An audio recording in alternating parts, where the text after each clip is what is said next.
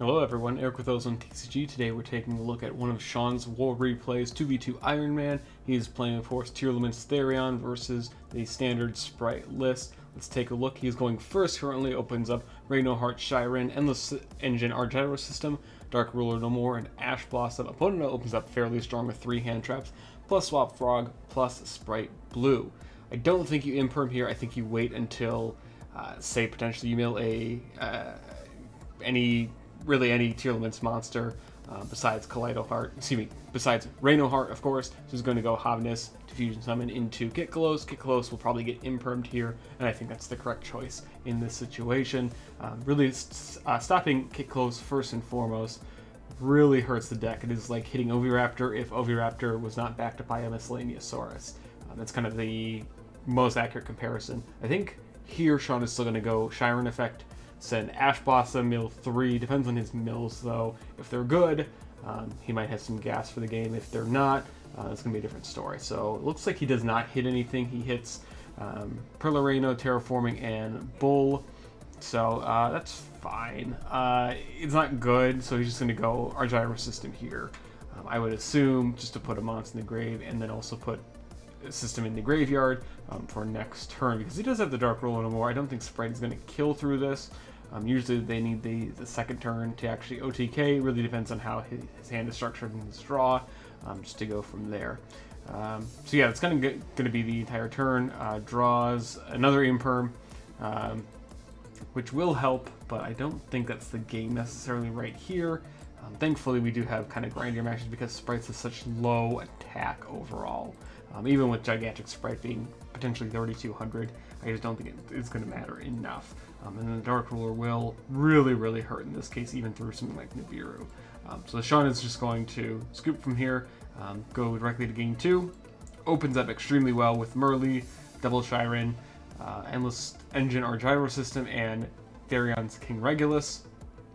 Can definitely play. I wouldn't keep a Nibiru versus this variant, especially where he's playing the Evil Twins, Live Twins variant of the deck. And Gamma is like pretty good as a hand trap. I just don't think it's going to do enough here. And Nibiru does absolutely nothing, especially versus this variant. I think versus like the Punk variant, it's like okay. I just don't think it does enough compared to something like Gamma, compared to something like DD Crow or Ghost Spell. Kind of how it is, but I think DD Crow is just the best hand trap versus this deck because it both negates the effect, effectively negates that card effect, and removes the resource. So if you mill another card, you can't use your banished face-up Tearlaments monster. From here, he's going to go Regulus, go Gamma, which is fine. He only has to play through Nibiru. Of course, he doesn't know that in the moment, so he's just going to rely on the mills with Shiren and go from there. Really good mills. Gnomes, if you guys don't have this and you're playing Tearlaments, pick this card up. Very good side deck versus Spright.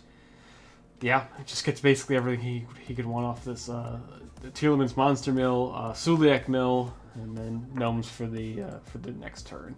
So Havnus Chainlink 1, Suliak Chainlink 2. I agree with that structure. Good play. And it's just going to go Kitclos and Raynoheart mill, get Meta Noise, go from there. I mean, pretty standard from here. Yugioh can't use its other effect. Doesn't matter too much, so yeah, end of the main phase is going to be Redoer, which can trigger Shiren. How it is. That's going to get tributed off. Dragon's Pele is going to get tributed off. Shiren's going to get tributed off. Which is all good. Still going to trigger Shiren's effect to Fusion Summon. So actually this goes straight into another Dragostapelia because it can take itself as material. Let's see. He's going to go Kaleido Heart instead, shuffle it, potentially have a chance to draw the Nibiru again, even through this. The Meta Noise isn't going to make a huge difference. This card, I don't think it was very good at all. Especially in this format, it's not too great. May have some applications here. I think you can just stuff in 15 to 18 hand traps into the Spright and your deck's probably fine, accompanied by normal summon engines because the deck is just so strong. I just don't think it does enough. So he's going to go Gnomes here. Maybe he should have waited until it resolved, I'm not sure. But in this case, he's still technically the combo with Leela. So it reduces him from the hand by 1, so if you special from deck, it should still be level 2, it looks like. Yeah, so I'm going to let that resolve, think on res. So he's just going to book that, and honestly, that should probably be the game, and it is. The fact that Meta Noise is able to kind of remove the kind of a threat or of a level 2 monster without actually physically removing it from the field does make a difference here, which I think is really, really cool. So game 3, all important game 3. Sean is going to go second here. Opens up Bull, Disc Coliseum, Shyren Merly. Opponent opens up Tactics, Starter, DD Crow, Dupe Frog. This is why I would never want to play this card. I don't think you need Dupe Frog whatsoever. It doesn't really contribute anything to your end board that you're not already doing. Can force IP if you don't play Dupe Frog, but in the end you still have every single card you could want anyway with the deck. I just don't think it's necessary because it's a brick, specifically in this situation. Evil Twins or whatever. DD Crow, of course, very strong, but the Tactics isn't actually going to come into play whatsoever here because he doesn't have any kind of monster hand trap.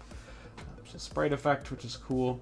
This also plays into Super Poly, into Garura. So we may see that here. He may go for the greedy Swap Frog play, Bound Swap Frog, normal summon. I'm not entirely sure.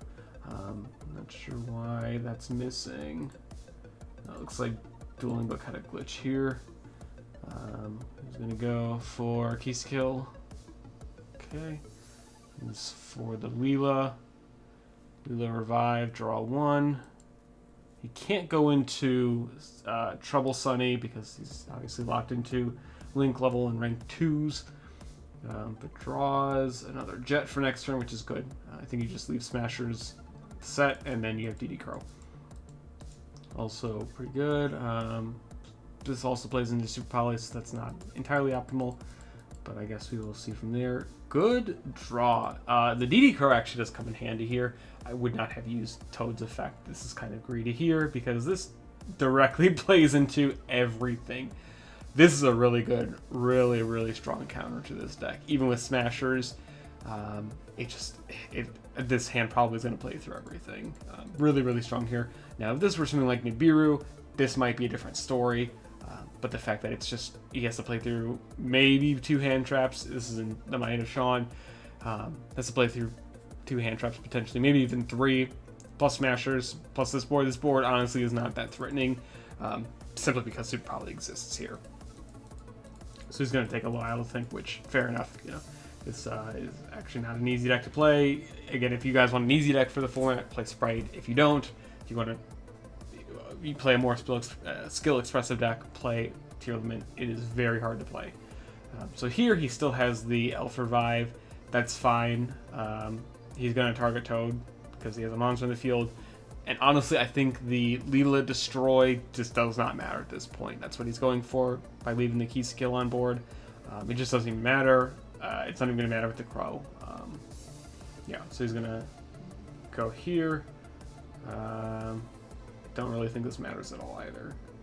Yeah, I don't see a reason to chain anything else. Just kind of bait out what he has with Smashers and Crow. So I think he was waiting to potentially go here, but Garura, very strong card. I don't think it's broken, but it is very powerful, and if you're playing Tearlament, I think you need to play this card. Not just because Super Poly exists, you can make this with your tiers anyway. Yeah, you just kind of have to play it. So you definitely search Regulus here. He's going to go Smashers, which I think is a good play. Very, very strong card to play in this deck because it kind of compensates for the weakness of Tearlaments before Darkwing Blast comes out in the TCG, in that your tier monsters can be destroyed battle easily because they have relatively low attack, don't really have any other protection. This Coliseum makes it so they do have at least one kind of protection. Battle protection, that is. And card effect, obviously, if there's in the graveyard by a card effect, you get an effect from there. So I think here Sean would go... Let's see. He's going to go Shyren effect. I don't know if this is the best play, but this is probably more correct play, not having to rely on Merly from here. So he gets both Shyren's effect and Merly's effect. The cool part here is that you can use Reaper as Kick Colossal material, so even though he has DD Crow, it just doesn't even matter in this case. The Destroy 1 doesn't matter in this situation either. because they'll all trigger. Every single one of these cards is going to trigger, except for Shiren, of course. But Kid-Kalos can't be negated. He doesn't have anything to negate Kid-Kalos with. This is probably a wrap, even with the grind game from here.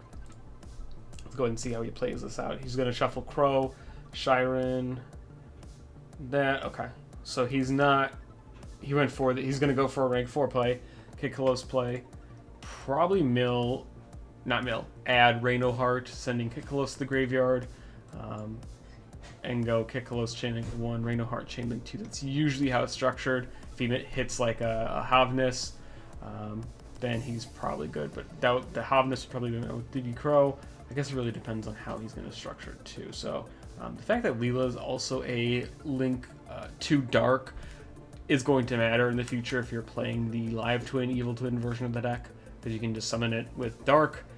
I don't think you can trigger the effect. Yeah, you can't trigger the effect because you do need to control a Kill monster, but it is an instant access code that will, of course, be at least 4,300. So that resolves here. Honestly, Havness does not seem like a terrible card to add either. Yeah, so he's going to do that, wait for the key skill to come out, and then maybe... okay, so he's going to bait out the key skill already. Kind of have to. I don't know what you do here. If he activates the effect, you go chain Muddragon called Dark. You can't target any of them for card effects, so he just loses out from there. You're going to chain Muddragon here, and then, well, chain Havness, then chain Muddragon, calling Dark. So can't target any of them, baits that out, really plays through everything. This is without Dark Ruler no more. Very strong plays here. I really like the way that Sean is structuring this turn. This is incredibly crazy play here. You will see this kind of play at YCS Niagara and any other YCSs for the rest of the season from good tier limit players, because there are quite a few. Deck's kind of slept on, I think, especially compared to Spright. Everyone just wants to play Spright right now. I overall think that this deck is better to play, though. Not to say that Spright isn't bad. It's very good. It's still probably technically the best deck, but I think this has more potential overall. So even with this just doesn't even matter. Not sure why he's destroying his own card.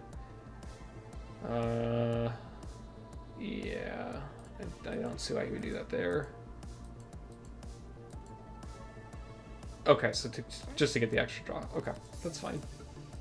Or whatever he has. Sure. So to gain 500, okay.